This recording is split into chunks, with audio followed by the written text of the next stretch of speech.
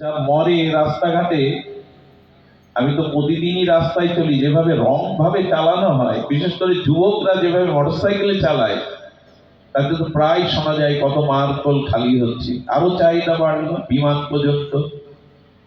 মানুষ প্রকৃতির ইচ্ছায়, প্রকৃতির সহজতা থেকে যখন বেরিয়ে নিজের ভোগ বাড়াতে গেল, ওই গতকাল বলছিলাম, যত আপনার বাইরের ব্যক্তি ভোগ বাড়াবেন, এক সাধু সন্ন্যাসী হয়ে জঙ্গলে কুঠির বেঁধে ভজন করছে।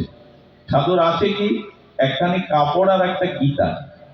এখন জঙ্গলের মধ্যে কুটিরে ইঁদুর এসে সেই গীতা কেটে দেয়, কাপড় কেটে দেয়।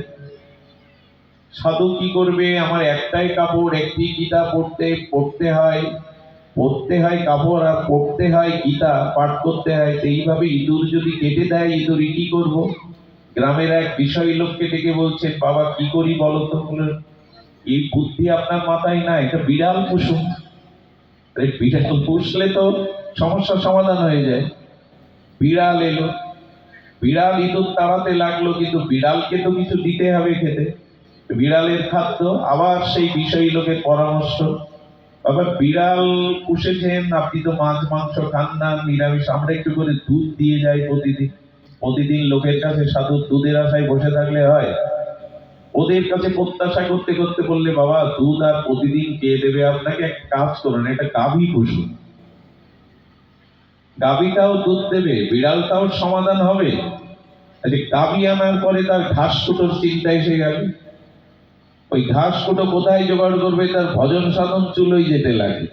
সুবিধা যত বাড়াতে লাগলো, জাগতিক সমাধান যত বাড়াতে লাগলো, সমস্যা তার বাড়তে লাগলো।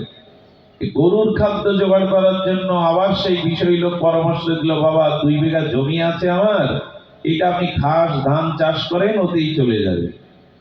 ধান চাষ করতে গিয়ে, ক্ষেত দেখতে গিয়ে, গরুর খাবার বিড়ালের জোগাড় করতে গিয়ে তার ভজন সাধন শেষ।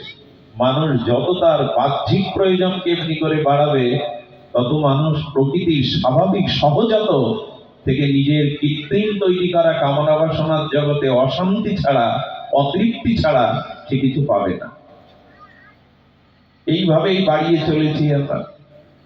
আমি কেন বলছিলাম অজ্ঞানী কেন দুঃখ পায় আর জ্ঞানী কেন চিত্তে আনন্দ পায়? তার কারণ কি?